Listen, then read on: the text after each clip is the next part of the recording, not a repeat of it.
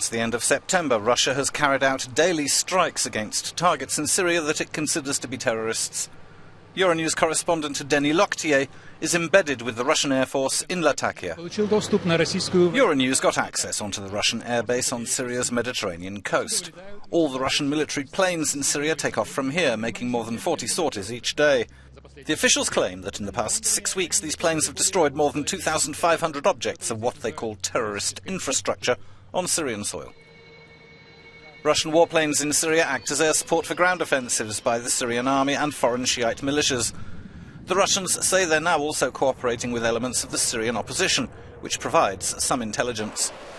This, according to Major General Igor Konashenkov, allowed Islamist militants in several key provinces to be pushed back in the last 2 days, breaking the 2-year blockade of the Kweires airbase by ISIS.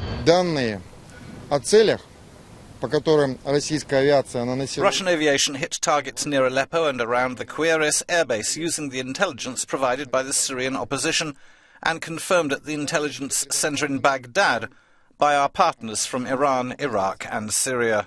И подтверждены по линии информационного центра, который находится в Багдаде. Я хочу напомнить, в котором участвуют и работают представители, наши партнеры с Ирана, Ирака и Сирии.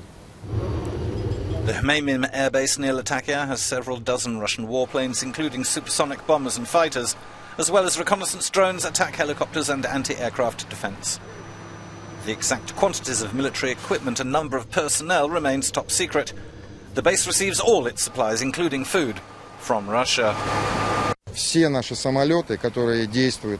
All our planes based in Hmeimim and taking part in the battles are equipped with the most modern targeting systems.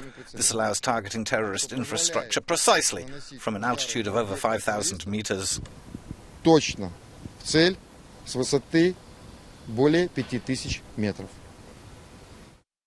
Despite several setbacks in the past few days, Islamist militants retain their grasp over large parts of Syria and occasionally pass onto the offensive, while the forces loyal to President Assad are struggling to defend and expand their zone of control.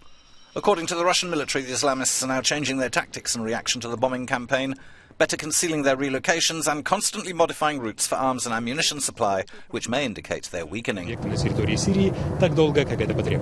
Russian command says these attack aircraft will keep striking targets as long as necessary, but with no evident change on the ground. The efficacy of Russian involvement in the Syrian conflict remains questionable.